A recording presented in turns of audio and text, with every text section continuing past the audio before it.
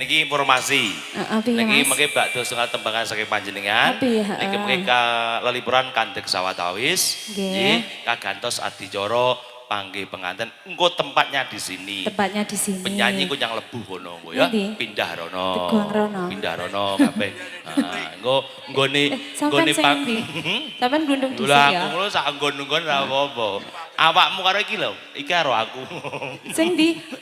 Iki kok jak lho. Iya, yo terus nih. Dukane Mbah Genit terus nih ya. Liyane ning papringan ngono engko. Ya. Mangka Kang Mas katresnanku bebasan Slow yo yo.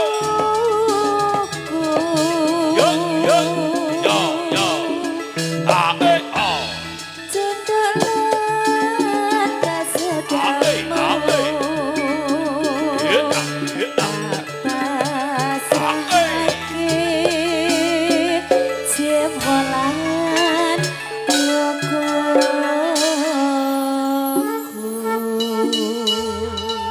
Nggih, matur sembah nuwun. Umpama sliramu sekat melati, aku kumbang nyidam sari. Umpama sliramu margi wong manis,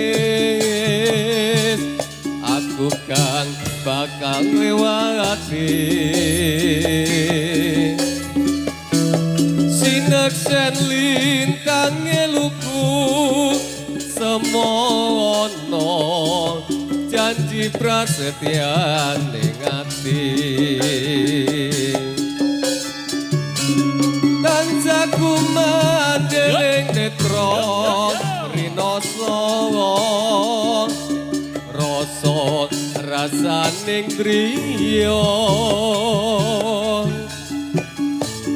Miterosa jagat raya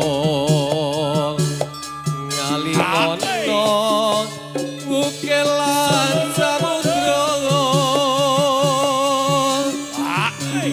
ora ilang memanisi aduh dadi ati selawase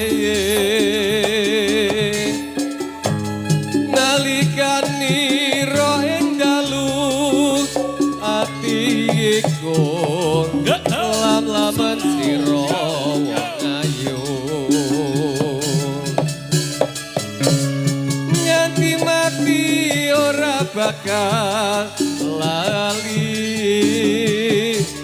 lagae lintange mlaku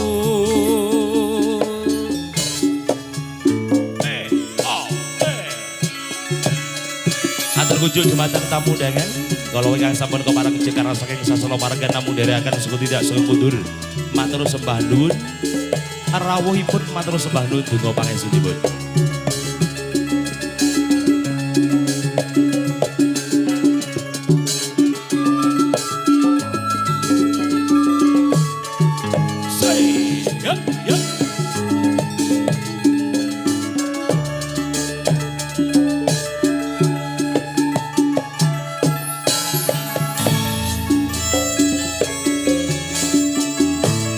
Umpama sliramu seka melati aku kumbang nyidam sari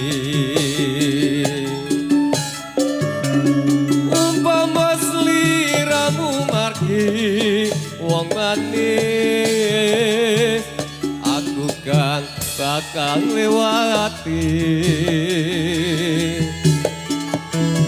sineksen lintang eluku semowono janji prasetya ning ati kancaku mandeleng netra rinoso rasa rasaning driya terasa jagat raya ngalingono ngukelan samudra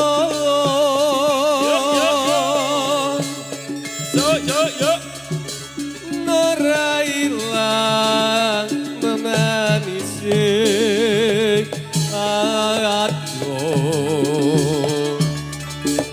hati-hati selawase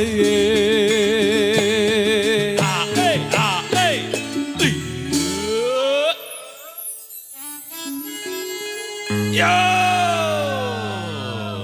regeng lo harus no senggake banter wis mampi kopi ora Mas? Sampun Wis sak ceret nggih sampun ning mengke nggih malih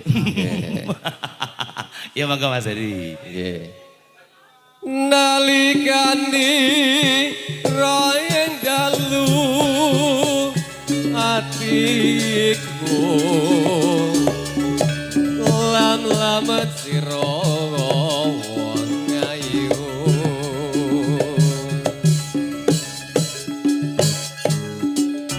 nganti mati ora bakal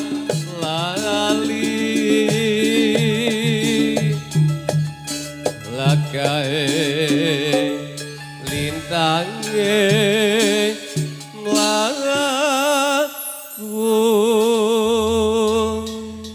Janten ana jos gandos.